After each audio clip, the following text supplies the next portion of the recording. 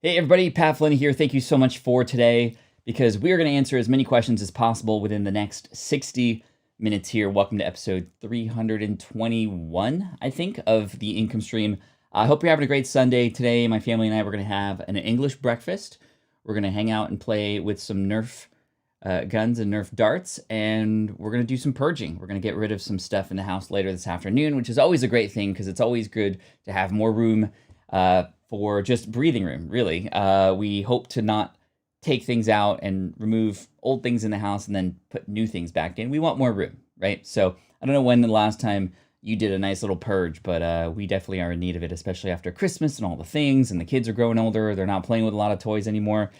Anyway, I appreciate y'all. Thanks for coming in, and let's enjoy the show. Here we go. This is the income stream to help you achieve your dream, all while we keep it clean. This is the income stream. It's the kind of show where you can come and go, but then you leave inspired with no fee required. The income stream with Pat Flynn. Yes, decluttering is always a good thing. Bernard says, this guy looks suspiciously like Pat Flynn. Yeah, I got a little hat on because I have some bedhead today.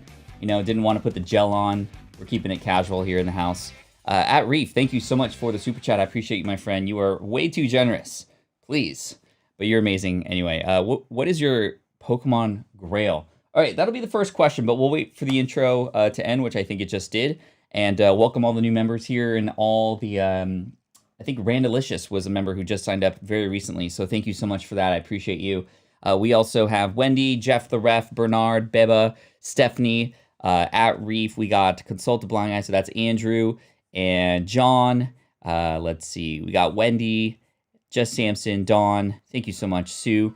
You're amazing. I also wanted to share something with you that a friend of mine gave to me. In fact, this was my book writing coach. His name is Azul, and his partner, Steve. They have a company over at authorswholead.com, and I worked with Azul in 2015, and that's when we together worked on my book, Will It Fly, which many of you know became a Wall Street Journal best-selling book, which was really cool and still has helped many people, hundreds of thousands of people, in fact. But he sent me this.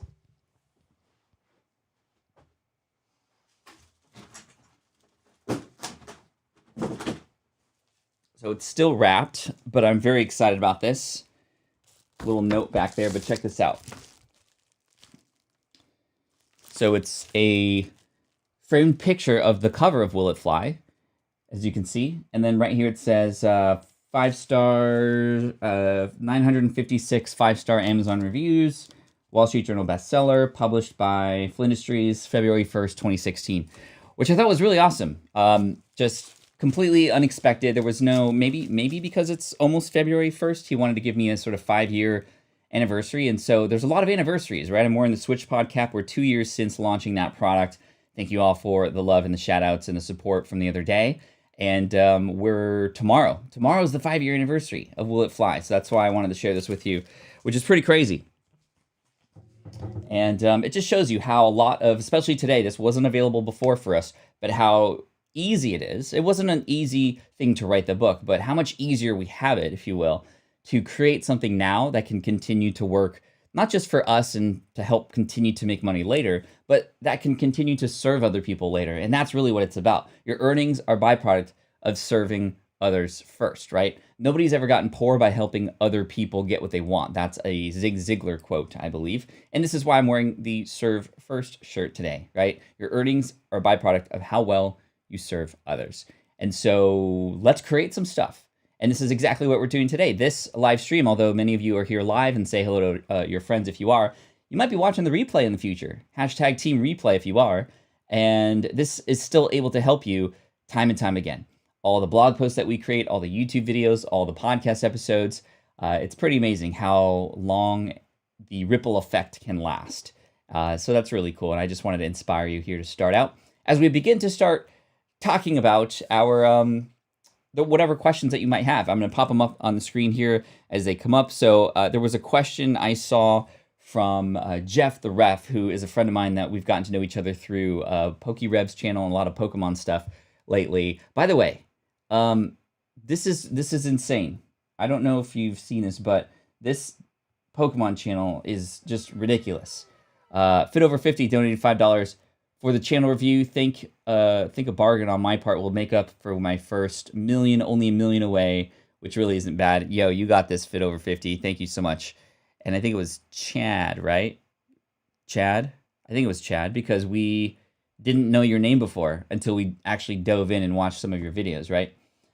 Which is insane. But look at this. This, actually, it's very small right here. Yo, you guys are way too generous. You don't need to send super chats, please. Why?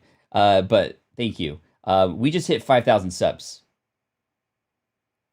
We just hit 5,000 subs, which is insane. So just everything that I'm teaching you here, I'm implementing there, and everything I'm learning there, I'm bringing back here.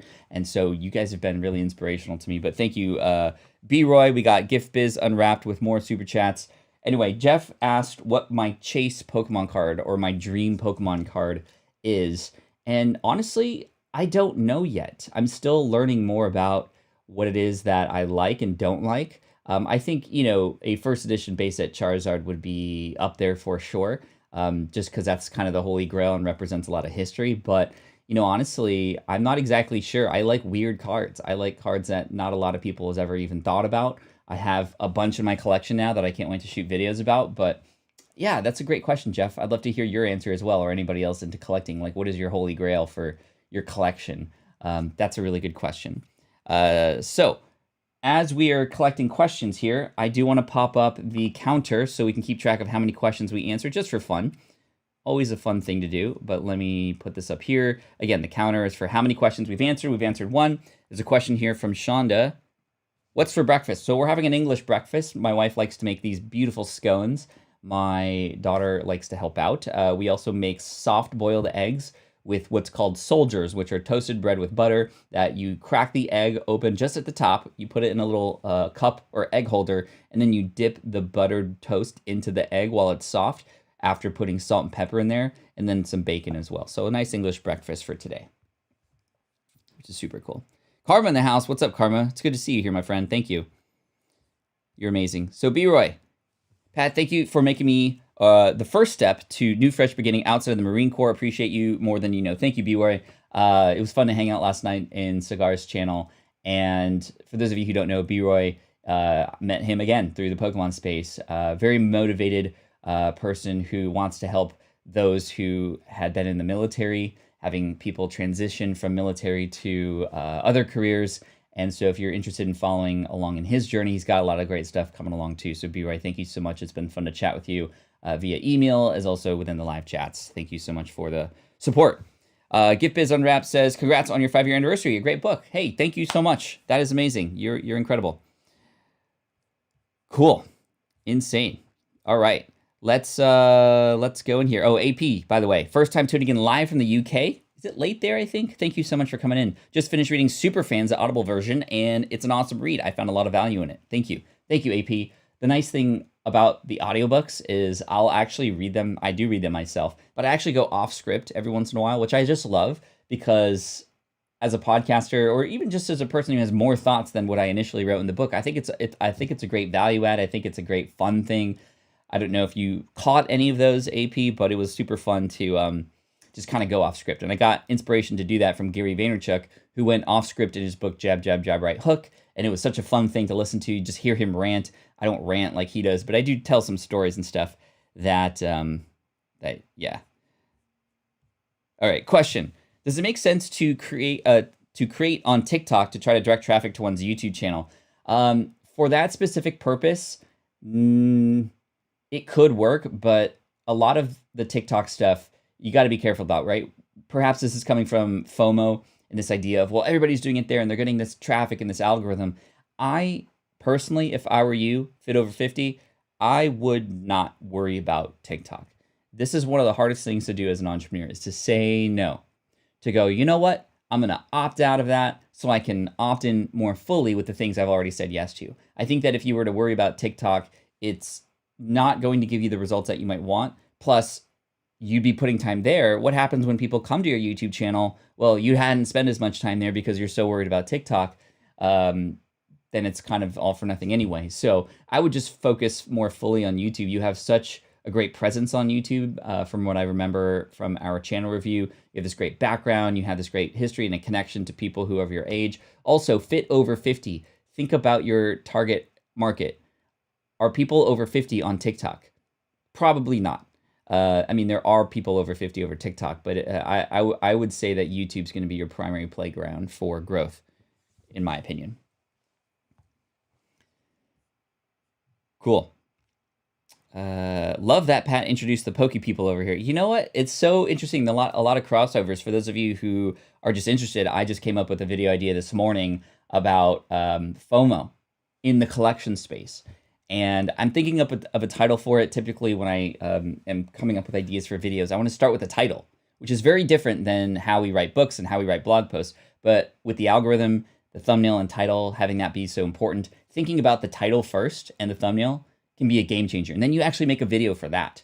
So what this video is about is going to be about how we feel when we see other people's collections, right? Similar to how we as entrepreneurs, when we see another business owner do something, we get often jealous or we start to feel depressed because we're not doing things as fast or as quickly. We're not getting as results in the same way. And this comparison game, which you've heard me talk about before here on the channel, is a very dangerous game to play. And especially when it comes to collecting, where there's money involved and spending. I mean, you could see somebody else pull something and get very jealous about it and then want to spend money and try to get the same thing and be broke. So I wanted to create a video about that. And it's interesting. There's a lot of ties between what I'm doing in the Pokemon space as well as here as an entrepreneur. I mean, they're very, very similar. And a very popular video on that Pokemon channel I created not too long ago was one about the riches are in the niches, which if you're an entrepreneur, you want to pick a niche so that you can find a target market and become the expert, become the go-to person, just know where those people exist, know what to offer them, etc. Same thing goes with your collections. The riches are in the niches. When you niche your collection, it's easier for you to say no to things, thus then also making it easier for you to find the things that you need to grow your collection. It feels better. You know you have an end goal, all that sort of stuff, right? Which is pretty cool. So loving the sort of like tie-ins there. And yeah, Stephanie, a lot of Pokemon community is finding their way here, which I think is incredible because I can help even further. That's pretty awesome. Like a cool thing that I, thought could happen, but yeah. New Liver says, Pat, you feel a bit tired today. I hope everything's okay. Really? Is it because I have a hat on and I look, maybe the lighting? Maybe the lighting? There. Do I look a little bit? Yeah, let's go. Yeah, I'm not trying to fake it. Maybe because it's Sunday. Sunday's more chill around here anyway. Speaking of chill, wow, I almost forgot. Let's get some music in the house. I totally forgot. I know we've only answered 3 questions, but we're just chilling. We're hanging out. All right, I'm gonna go to Stream Beats by Harris Heller.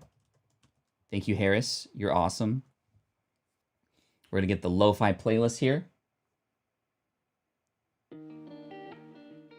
There we go.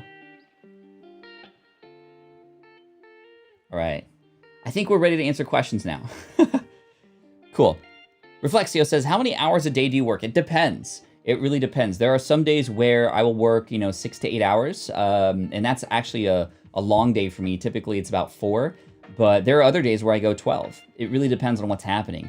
There are seasons. There are seasons within the world of entrepreneurship, right?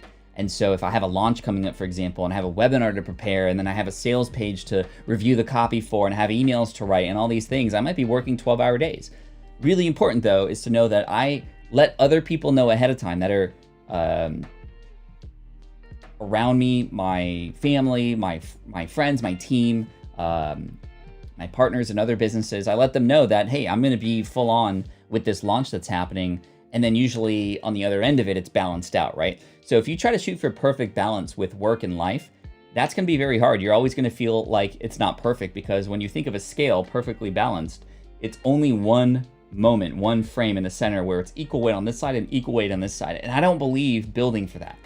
What I believe is making sure that you don't teeter too far to one side or too far to the other, where it's always business and you're not with your family, or it's always family and you're not doing things to also support the business that you want to grow. There has to be balance. It's a balancing act. But sometimes we might not feel great, even though we do have this nice sort of checks and balances approach because all we want is that perfect balance. What does that even mean? How do we even begin to weigh those things against each other? Again, we just don't want to go too far from one side to the other. Harmony, not balance, is key. There you go, Chris. I like that a lot. All right, and again, if you have a question, type in the word question in all caps so I see it, and then I'll pop it on here if I can. I won't be able to get to all of them, but I'll do my best, and happy to help out today. What's your latest take on Clubhouse? So Clubhouse, still growing fast. I am in it. I am involved. I am setting up rooms. I am participating in rooms. It is still something that I am very weary about. It's a dangerous game. A new social platform that can literally suck your life away.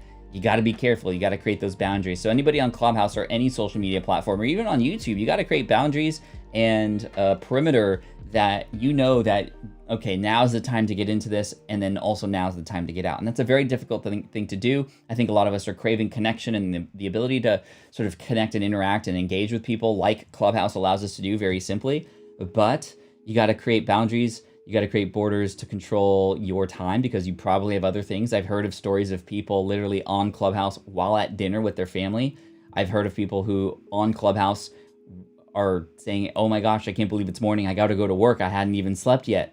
That's not good. That's not healthy. But at the same time, amazing connections are being made. I have met up with people who I haven't seen for years on Clubhouse, which is really amazing. And I think that when they open it up to Android, it's going to be a completely different ball game. They have their work cut out for them to keep it the way it feels now as it continues to grow. And as we've seen with these other platforms like Instagram and Facebook and whatnot, as more and more people get on the platform, they begin to change. And it'll be very interesting to see how monetization becomes a part of this, where eventually they're going to need to pay their investors. And they've said, yeah, we're not working on monetization right now. We don't have any plans for that. And that scares me because that means they're not thinking about it, because by the time that needs to happen, and again, this is all just my opinion, but the time this needs to happen, they're going to go, oh, let's just throw ads and let's not make it a great experience. I think they should start thinking about it now. That's just my opinion. So yeah. Uncle Bill in the house, what's up? Good to see you. Great question though. 5. All right, let's come here. Chris says, hey Pat, I want to speak to middle and high schoolers, and while I send emails to schools weekly, I'm not making much headway. What else do you think I can do to share my message? By the way, I love your work. So sending to schools makes sense to me. That's sort of one avenue, right? That's how I have a friend, his name is Roderick. He is somebody who would, he is like a stage performer or hypnotist. He does a lot of things at schools to inspire and create motivational messages, but also entertain at the same time. And going through schools was one way, like sending emails to schools was one way to get involved. He also had an agent though. And I would recommend having an agent, if you will, who perhaps can get you in front of these audiences, right? They have ties, they have better relationships, they have warm relationships that you would be able to sort of piggyback off of, and maybe it's a rev share, maybe it's a deal, maybe it's an annual fee to be a part of a directory that then allows you to get access to these schools in different ways, the decision makers who are there. Also, I don't know if you've yet done research, but determine who the decision makers are. I don't know who it is you're sending the emails to at these schools, but there's likely people involved in making the decisions as far as where their budget goes and who they want to bring into the school to help motivate the skids. So that's important. The other thing that would work would be going through the parents or creating something specifically for parents, because as we all know, parents, especially groups of parents, can be very loud in a good and or bad way. And so if you can become somebody who also ties into and connects with the parents in some way, shape, or form, I can imagine many of them sort of coming and bringing you to those decision makers and going from there. Thank you for the thumbs up, JMC. I appreciate you, and I hope that helps. Julie says, I teach high school in the second largest district in North Carolina. What are you looking to do? I also teach in career technical education, so I could definitely help. Thank you, Julie. Julie, that's Chris DT Gordon in the chat if you want to connect. And again, thank you for that. Chechen says, can you tell about how to create mini brand for a self-love community as a beginner? So I don't necessarily know what you mean by a mini brand. Maybe you mean sort of a niche brand, if you will. But I think it's really important to discover a target market or a niche market that you really want to dive into. And that becomes who it is that you serve, right? Serve first. Your brand will be a result of how well you determine what it is that their needs, wants, pains, desires, problems are, and then coming up with solutions for them. When you say community, that's bringing people together. So what platform might that be like? It could be something like a Facebook group to start, or it might be something more private and something more that you own and control, like a circle.so community. Full disclosure, I'm an advisor for Circle as well, but this is a platform that is the best mix of Facebook groups and Slack married together, and you can create your own platform from there, and it's very customizable. So I think that it always starts with, if you want to create a brand around something, it always starts with who it is that you're serving, the target market, getting to know them. How would you start? Start having conversations. Get a group of 3 people together. That's a community. Start there, and then you can expand out and see what you like, what you don't like. They can all start inviting people in, and then you can go and grow from there. Cool. At what stage, 0, 1K, etc., is it good to start live YouTube coaching shows? I don't think it would mean, I think any little bit of audience, Daryl, could go a very long way for you for that, because imagine that there's 50 people following you, right? Or even 10. And they come up to you and they're like, hey, I would love some coaching from you. I would love for you to help me because I see that you can help. And would you tell them, I'm sorry, I don't have 1,000 followers yet. I'm not going to help you, right? I think I would start now, and doing it live in a way may make you get to 1,000 faster. It might also take some time. Either way, you're honing in on your skills, you're practicing, and you're almost forcing yourself to figure it out as you go. And that's what I would recommend. I wouldn't wait. Reflexio, thank you so much for joining Team Flynn Gold. I appreciate you so much for that. Let's get a yay in the chat for Reflexio. Thank you so much. Stephanie and all the other moderators here. Let's give a shout out to all the moderators for holding down the fort. Stephanie, I've noticed that you've done a very, very good job of sort of resharing things and posting these messages to the community. Question from Dawn. So you would say it is not that you want to be the best, the same stuff, but do well in what's missing? So would you say that it's not that you want to be the best in the same stuff, but do well in what's missing? Dawn, I'm not exactly sure what you mean. If you could re-ask that question, that'd be great. Little Boy of Hope says, yay, woot woot. In time for launch. I mean, we're thinking about it 6 months ahead of time. We already know it is in the calendar 6 months from now. That helps us understand what content to create, who to talk to, who to partner with, and have conversations with those people way ahead of time. Now, how far are we actually then putting rubber to road to then lead to the launch?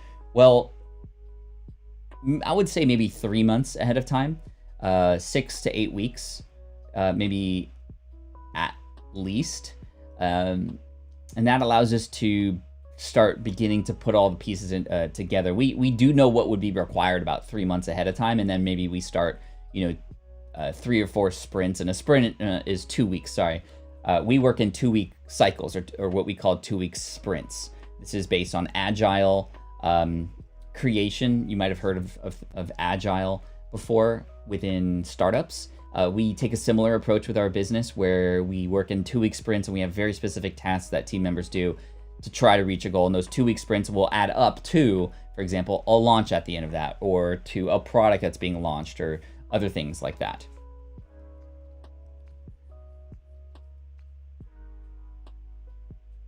Jonathan says, I love these playlists. I wish they existed when I was in high school. True, Jonathan. The only playlist that existed was the one that you downloaded on Napster, and you never really knew if you got the full song. Doug says, I know I should be passionate about my niche, but I'm so passionate about many things. I need help picking my niche. Doug, great question. This is something that's very common for a lot of people who are getting into business. How do you choose which one to do? Can I do all of them? Well, the truth is, if you were to do all of them, you're not going to help anybody. And helping and creating a business is really what it's all about. A business is about helping and serving a group of people. And it's the difference between creating a shoe pavilion that has all the shoes for all the people, and how difficult it is to start that, versus starting a running shoe store, knowing that you're going to help runners in exactly the language that they use, exactly who your distributors and manufacturers are going to be, exactly what your logo and the title of all your videos are going to be about, knowing exactly what products to create and events to make, because you know that those are runners, right? So how do you begin to determine where to even start? Well, what I would do is make a list of all the different niches and interests that you might have, because passion is a part of it, yes, but we also need to do research within each of these spaces. And I'd recommend using the market map exercise. That was something that was discussed in my book, Will It Fly? Sorry, this is the 5-year anniversary. It's tomorrow of Will It Fly. This was a gift to me from my book writing coach, which was super cool, and Wall Street Journal bestseller, even as a self-published book. Incredible. There's an exercise in that book called the market map, and I would do the market map exercise for every single one of those niches. That entails discovering the places, the people, and the products that are offered to that particular group of people within that particular interest and or passion of yours.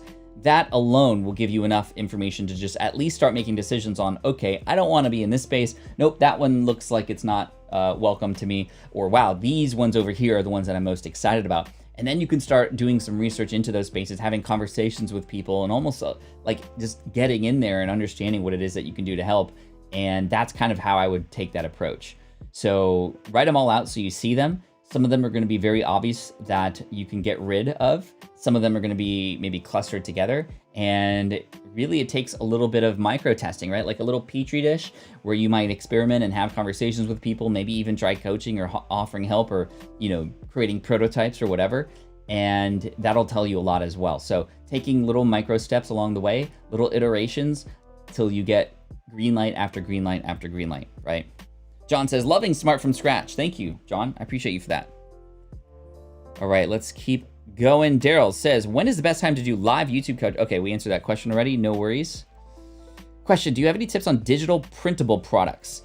Yeah, so digital printable products, if you're going to be selling them, show people what they are in a sort of micro fashion so that you can actually have people pay to then get access to them. You can sell them through tools like gumroad.com, or even samcart.com, where you can sort of upload those files. Excuse me. You can upload those files digitally, and then people have to pay to get access to them. That's actually how I started selling digital printables, which was a study guide, right? And I don't know if everybody printed the guide, but it was built in that way. There were exercises in that book on greenexamacademy.com. And I sold that through another tool called ejunkie.com. Gumroad and Samcart are way, way better, by the way. Also, I know a lot of people sell digital products easily through places like Etsy. I actually got some templates for budgeting and other things like that through Etsy. I've seen those things before on Etsy. I think the most important thing is to show how it's a tool that can be used for something that is a much bigger goal, right? Because people don't want to buy the online course. People don't want to buy the template. People don't want to buy the worksheet.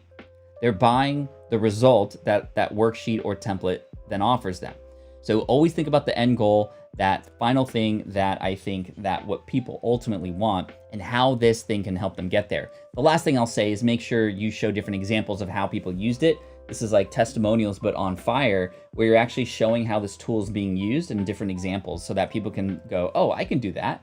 And you'll be more likely to make sales because people are seeing how it works. So think about the transformation, reverse engineer from there, show how this worksheet or tool can help you or can help them. And you might even want to create a video just showing people how easy it is to use. But again, the only way to get access to it, because you're the one that created it, is to go through your link and then make a purchase, and it gets automatically delivered to them from there. Beba says, what's your opinion about audiobook channels on YouTube? Can it be a good business? Oh, I haven't really thought about that, because audiobooks, you're competing with places like Audible, right? And unfortunately with YouTube, most people don't have the ability to close their phone and still have the audiobook playing. They have to be a YouTube Premium member. That's actually the only reason why I signed up for YouTube Premium, was so that I can have that capability, because it's so annoying to close YouTube while I'm listening to something and then have YouTube shut down. So YouTube Premium allows me to sort of listen to it in the background, and audiobooks are often listened to and not watched. So you got to be careful about that. But if there is, I know that there's a lot of summary channels and book channels that actually do go dive into what these books are, but they're not actually the audio book. I think that I would recommend publishing the audiobook on Audible. You can do that through acx.com. Once again, that's acx.com.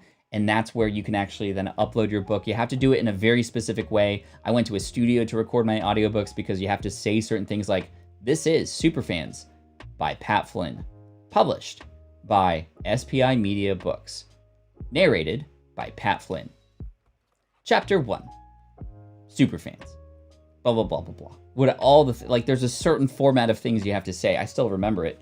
And if you don't do that, they're not going to accept you. So read acx.com to know how to do that.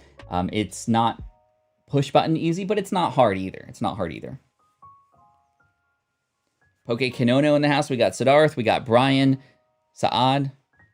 Great. Tiffany. Yo, thank you so much for that. I appreciate you, Tiffany. no need to offer the super chats, but I do appreciate it. It is helpful. It is supportive. Awesome.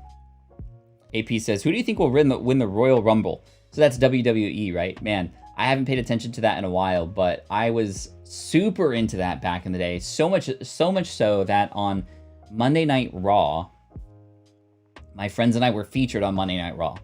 We did a little backyard wrestling thing.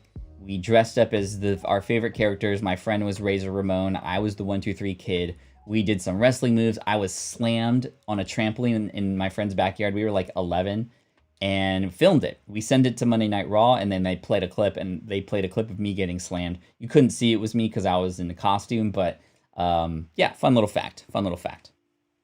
So I don't know who is in it tonight, so I won't be able to tell you who wins. Question from Chris. Chechen says, what is the best way to do affiliate marketing? Making blogs and reviews or through hubs and funnels? Honestly, my favorite way to do affiliate marketing would be through YouTube and demo videos. Videos that demonstrate how useful a tool is. I mean, just think of every unboxing video that shows how to use something. I mean, that's affiliate marketing, right? A recommendation to a group of people, and then you are backing off the algorithm that YouTube has here to potentially get in front of people who might not know you even exist. If you can create a nice video that shows why this is important, how it benefits somebody, and maybe a few of the nice things about it, and maybe even some of the things that are not so great about it to build that trust and rapport, you can build an amazing following here on YouTube for reviews about a particular thing. Now, I would require you to have some sort of niche so that people can have a reason to subscribe, just like how we subscribe to MKBHD to get tech reviews, because he's going to be the tech reviewer, and that's really important. But I think that YouTube would be a great way to do it, building an email list and building sort of a name for yourself in relation to becoming a person who reviews and experiments with and gets first access to a certain type of thing.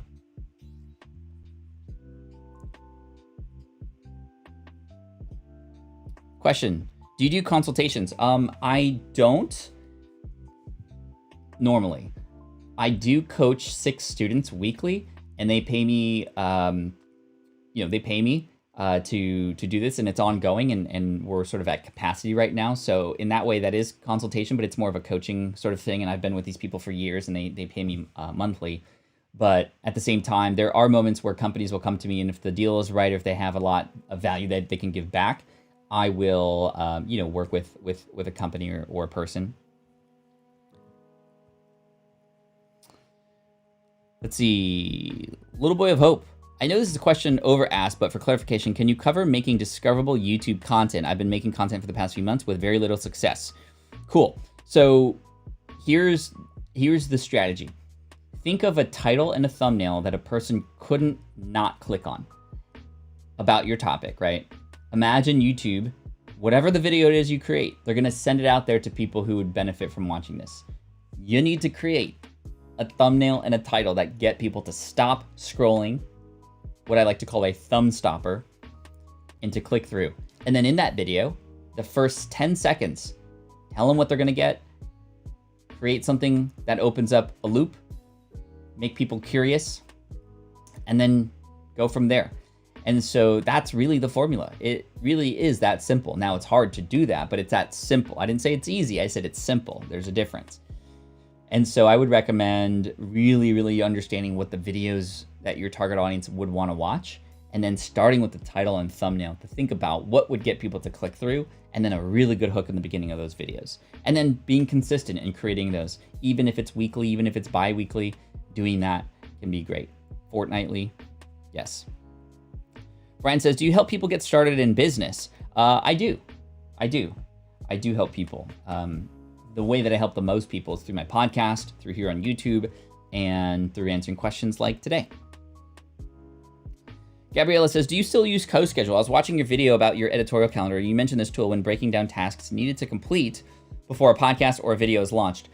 We don't use it for video, but we do use it still for blog posts and podcast episodes. CoSchedule is an amazing platform that then integrates with your WordPress website, where even on CoSchedule, you can actually schedule things and see in a calendar where certain things are in your editorial calendar. You could create those posts and as drafts so that when you go into WordPress, they're already there, and you can collaborate with a team, right? Which is really cool. And I think that's really important. So yeah, we still use CoSchedule for sure. John says, how do you start interviewing people to determine people's pain points? First of all, number one, finding out where they are.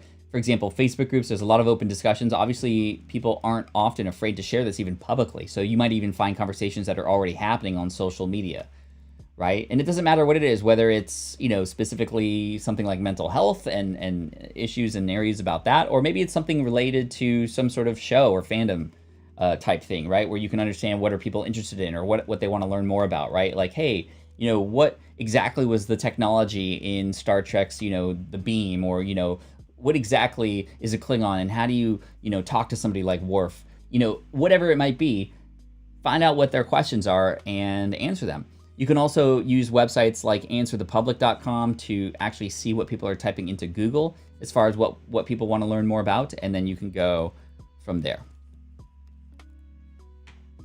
But actually conversations, typically just like starting with a DM, maybe having not a real-time conversation, but even just passing voices or video messages back and forth can go a very long way. And honestly, just asking, hey, I'd love to talk to you more about that. Is that it? Can we have a conversation? You can go from there. Question from Rob. I'm going to get help for my travel blog from other writers other than paying per word. Is there a standard revenue sharing percentage for ad revenue for paid traffic? Do you also have to share any of that income? You could potentially, so you're hiring other writers, right? If they are other bloggers as well, they might just benefit from having a backlink and being featured on your website and having a little bit more social clout. So you can have sort of a pro bono situation going there too, right? So that's something that could work. Secondly, I know a lot of times people, writers will drool over the dollar amount and word amount, but that's pretty standard. But at the same time, a rev share per article is harder to track. It's a lot more administrative work for you. So I would see how you might be able to actually get up and coming travel writers to lend a hand and be the guest poster, if that makes sense, right? I think that could go a very long way.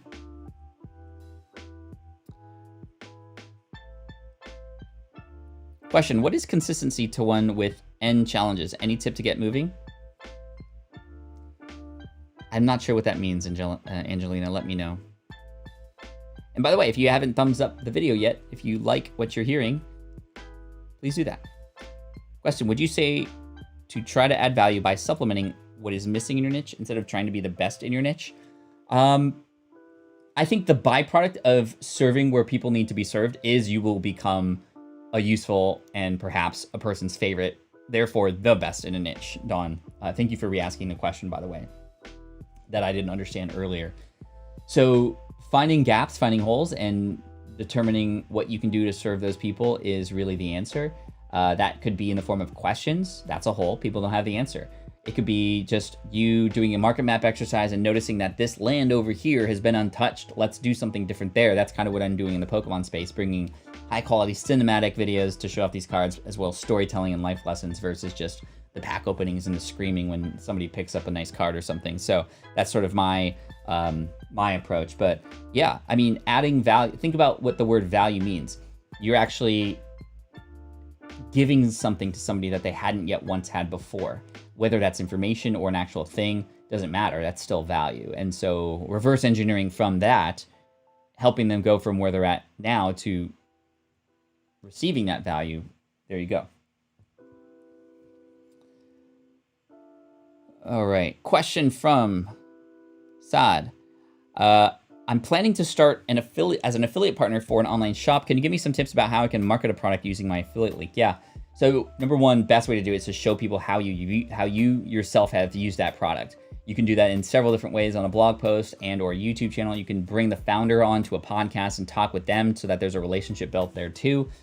And what I'd recommend is also maybe even sharing a lot of information for free where this product then fits itself into. This is how I started making a load of money through affiliate marketing by from some keyword research tools and some web hosting platforms. I could have just gone, hey guys, use this web hosting platform. Here's why it's the best. But what I did is I said, hey guys, here are the 10 steps to build a website. I'm going to give this to you for free. I'm not going to have you pay for it. Step 1, branding, determining a name, picking a niche. Step 2, getting your website set up. By the way, click on this link. It's an affiliate link. Boom, people would click on it because they're going through the steps, right? They're going through the steps. I'm not telling them to get the product. I'm showing them for free the steps, and the product is the convenient way to do it. Step 6, keyword research or whatever, right? That's probably more like step 1 or 2, but hopefully you can see that by giving away things for free, you can inject affiliate marketing where everybody wins, right? People are getting information for free. They're seeing the tools that can make things more convenient for them. And this takes me to my other strategy, which is always something we should do, which is to give people the free way to do something and the headache-free way to do something. Let me say that one more time. The free way to do something and the headache-free way to do something. So the free way, here it is. Here it is on all of its glory. You don't have to pay anything. It takes 35 minutes, but here it is, right? Maybe it's on a webinar or in a video. You literally show people for free because people want to know how to do it for free. But then you go, and by the way, this tool right here can do everything we just did in 2 minutes. It took 35 minutes to do it the free way, but if you want to save time, here's the tool that can do it for you in 30 minutes, or 2 minutes. So people are going to have a clear understanding of the value in that product and why it's worth spending money, because people can save time. And that's a lot of what people are actually paying for is time.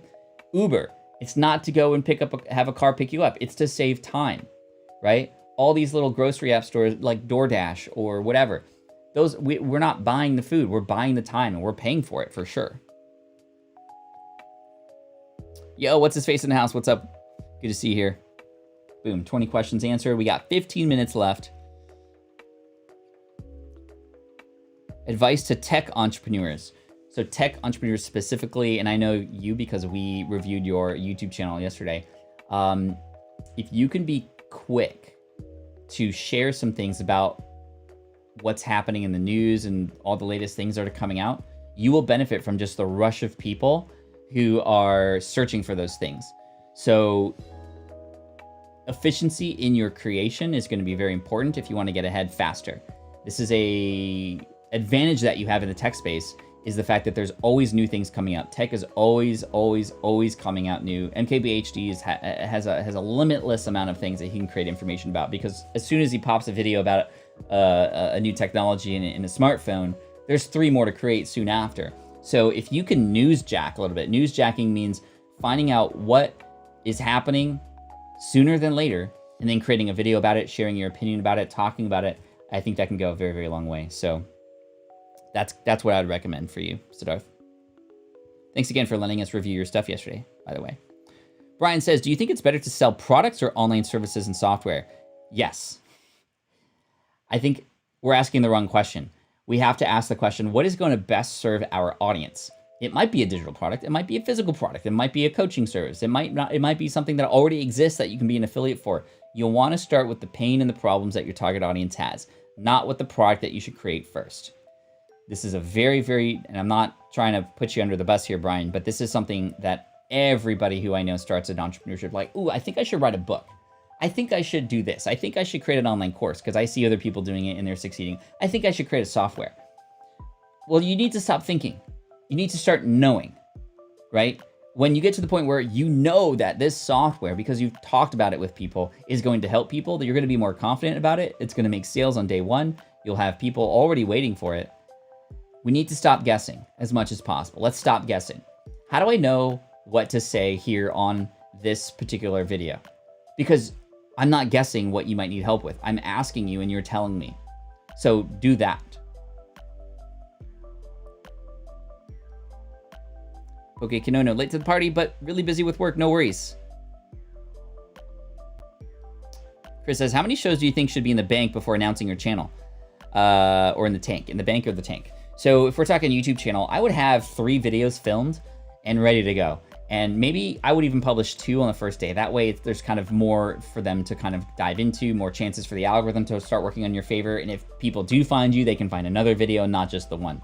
I made that same mistake when I launched my podcast. I only had 1 and it didn't work so well. So yeah, I would have a few at least, and the more the merrier, because then you can actually start engaging more, building relationships, collaborating, working on new ideas, taking what is working already, doing more of that, etc., instead of just kind of like starting with one video and going, okay, what am I going to film next week? I mean, I'm already 6 videos ahead on the Pokemon channel, for example. And that'll take us through probably a whole nother month, if not maybe a few weeks, because the channel is growing quite quickly. In fact, let's do a quick check. We were at 5,012, 5,038. Wow. That's crazy. That's awesome. Okay. Sorry, had to check. Just had to check. But we grew by 26 subscribers since we started here. Tiffany, thank you again. Joe. Truly appreciate you, Pat. Curious, I'm very surprised you haven't relocated your residency due to super high taxes. How? So this is a great question. I'm not going to let money determine where I should go. Now, I know for many people, they don't have that option, and that's obviously I'm in a great position to be able to still stick around. I am working harder and smarter so that I can be where I want to be. I love California. I want to be here. Higher taxes, bring it on. I'm going to do even more to make more money as a result, right? That's my approach versus what I know a lot of people are doing. And again, this is to no shame to anybody else. This is how I feel, how I think. I have family here. I have friends here. I have history here. I love this location. I'm going to work smarter and harder so that I will continue to be here. Yes, I can move to Texas. With the same money that we have on this house, I could have like a home that is like 6,000 square feet in Texas. That's way too much. I wouldn't ever need that much. But, so what? I wouldn't be where I would want to be. And the whole purpose of doing this is so I could be where I want to be and do what I want to do. So, yeah. I know a lot of people don't have that option, and I'm aware of that. This is why I'm here showing up to try and help so that we can have more options, really. But the fact that I do have that option, yes, I could save that money. But then what? So I'd have more money in the bank. Okay. Yay. Then I'm going to not be able to go to the beach like I wanted to, right? Or, Texas, no offense to Texas, but it gets really hot, like way too hot. And there's like way more scorpions and spiders. So I don't want to go there too. So great outlook. Our high taxes pay for one of the best school systems in the country. That's a part of it too. I do wish that there were changes in taxes and stuff, and I know it's increasing, but a lot of people are leaving California, my friend, but I can do the same. But we have family in California, and that's where we are going to go. Yeah, B-Roy. We do get hot here in Texas, says Stephanie. Yeah, and that's just me. That's just my opinion. That's just my thought. But I do what I do so that I can be where I want to be. Right? Thank you. Can't say how much newsjacking can grow a channel. It's for sure something to look into. Yeah, thank you, Emily, for reconfirming that. I have not yet created a video about Clubhouse, but I should have. And the ones who did, because that was all the news and all the rage in social media not too long ago, they're reaping the rewards of it. But the cool thing is, with anything, they're like buses. As soon as one leaves, another one comes. And so you'll always have a chance to take advantage of what's happening in the world and the news. And because a load of people are searching about that thing, you're going to find a lot of people coming your way if you are quick to make decisions and talk about that. Pat Flynn for mayor, LOL, no thanks. I think I can make a bigger impact in many different kinds of ways.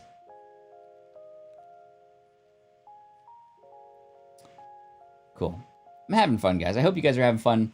I'm so grateful that we get a chance to connect here on the show. I'm really excited because on the Deep Pocket Monster channel, I set up my other computer for live streaming, and I was testing out some camera work yesterday, and it's different because it's on a PC. I have the benefit of using Ecamm Live here on a Mac, which makes it so easy. I'm using Streamlabs OBS on the other computer, and it's a little bit more Windows-like, not Mac-like, but it is something that I'm really excited about going live on the other channel. What's up, Tina? Good to see you here. Another poker friend. K-Walk says, Kathy says, listening today as opposed to interacting. Good stuff. No worries. Thank you. CV, when will the January 5 podcast featuring artist Genevieve Lavoie drop? The January 5th podcast featuring Genevieve. Oh, Yes, we did an interview, and that you might remember because I showed you some of the behind the scenes stuff, right? So I can actually show you. Sorry, I was just kind of confused for a second. Editorial calendar. So CV, thank you for asking, and I can tell you exactly. So we're in my editorial calendar now. I should probably show this on the screen so you can see. You might remember this nice little spreadsheet. So, oh no, sorry. We don't want to see.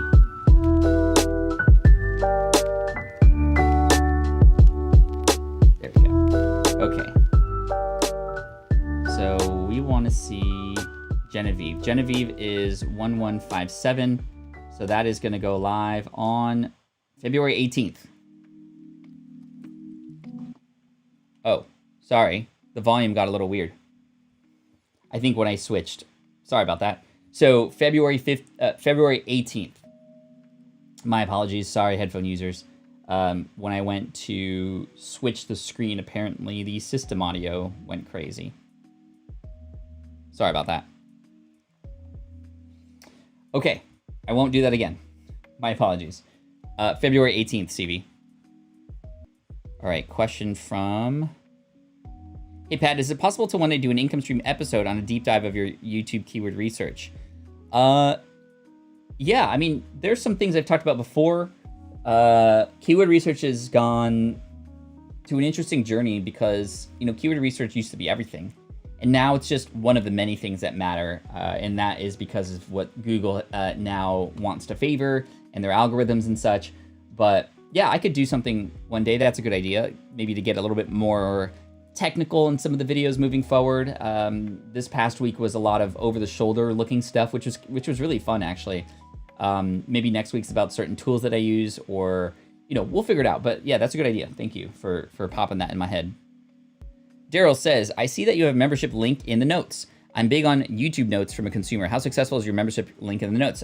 People use it. We got 2 new members today. I don't talk about it that much, but I am appreciative of every person who has a green name here in the chat, because you help support the channel, even just in a small way. And you get access to emojis and things like that. But the description, you can have up to 5,000 characters. You might as well include it in there in case people are really interested and they want to go in there. You might as well put it in there. Uh-oh. There we go. 26. I really enjoy the technical stuff. Thank you. All right, let's go back up. I think I skipped a whole mess of questions earlier. All right.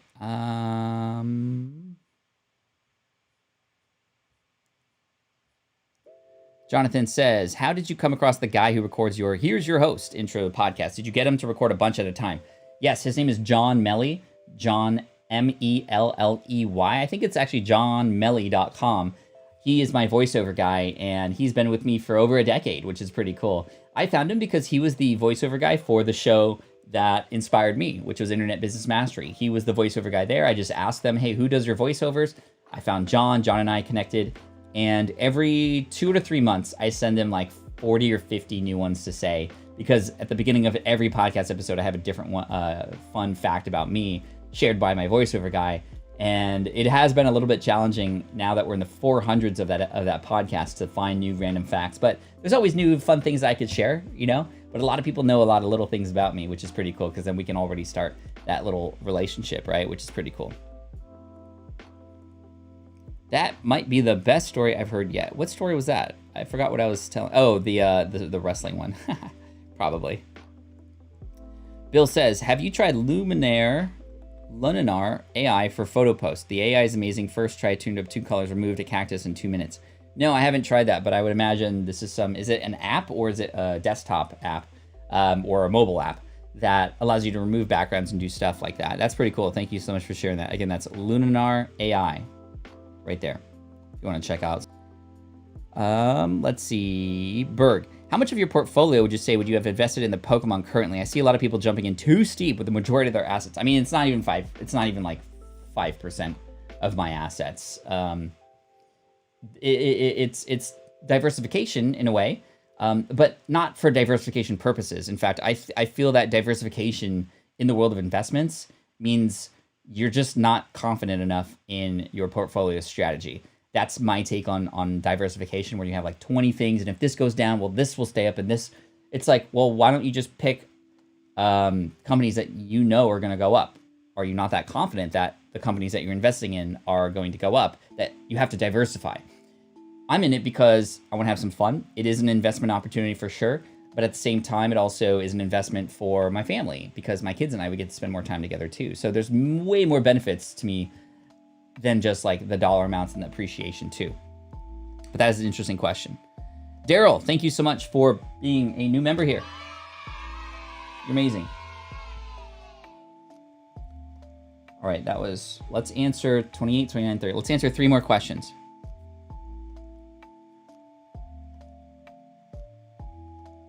Question, how would you choose a business idea today?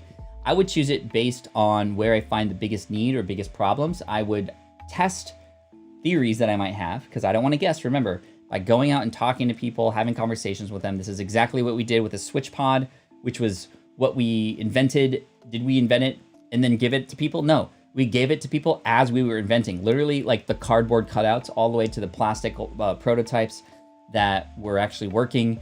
And then it was reshaped every single time we chatted with people, and it became another green light to just keep going. And then we launched this physical product business that's been out for now 2 years, and it's been really neat. So I would launch a business in the same way. Everything I talk about in my book, Will It Fly, is the way I would still do it today.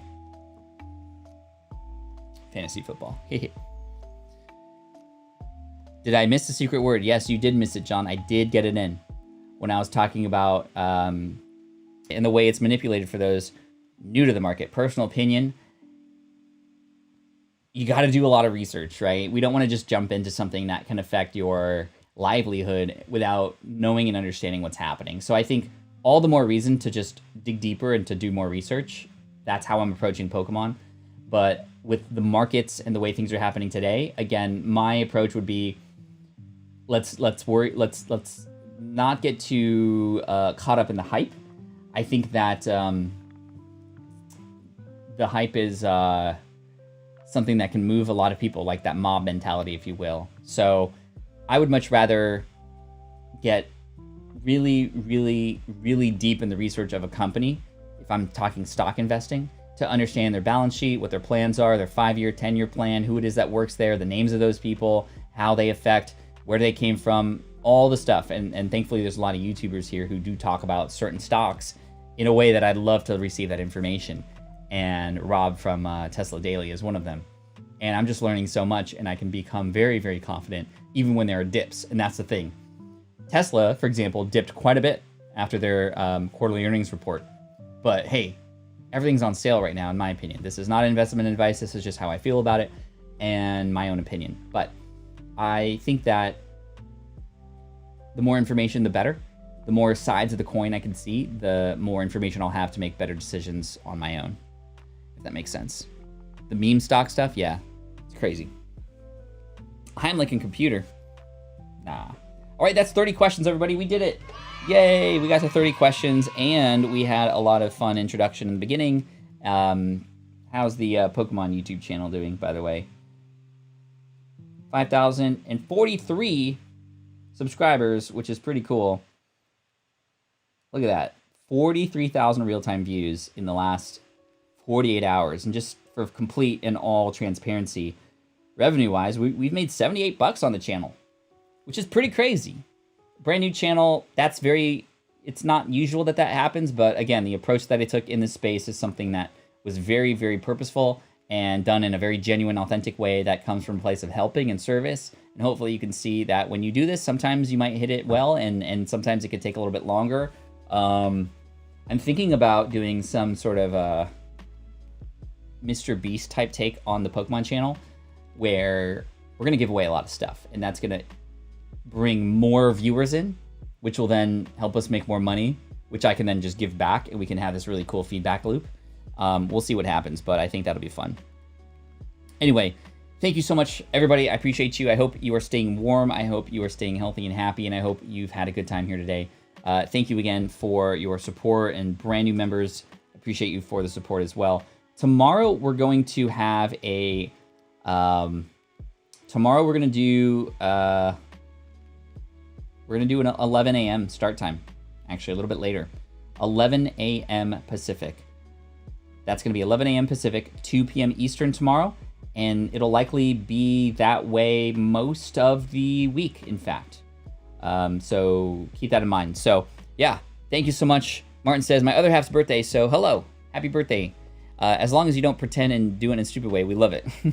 There's no pretending here. I don't know how to pretend or be anybody but myself, so there you go. Anyway, thank you so much. I appreciate you. Team Flynn for the win. I'm going to go have some brunch with the family. I smell some stuff in the kitchen, and I'm stoked on that. And I'm stoked on you and hopefully the things that you've learned today, but not only learned, but you're going to implement. And I look forward to seeing many of you on some of the live streams later for Pokemon. And good times. Thank you for making my day great. Hopefully I've made yours great too. Take care. Peace out. And as always, Team Flynn for the win. This is the income stream to help you achieve your dream. All while we keep it clean. This is the income stream. It's the kind of show where you can come and go, but then you leave inspired with no fee required. The income stream with Pat Flynn. Awesome show, everybody. We did it. We got to the end of episode 321. I look forward to 322 with you tomorrow with a new topic. We're going to go deep into something and talk about it together. So we'll see you tomorrow, 11 a.m. Pacific, 2 p.m. Eastern. Have a great Sunday. We'll see you soon. Much love. Peace out. Bruh.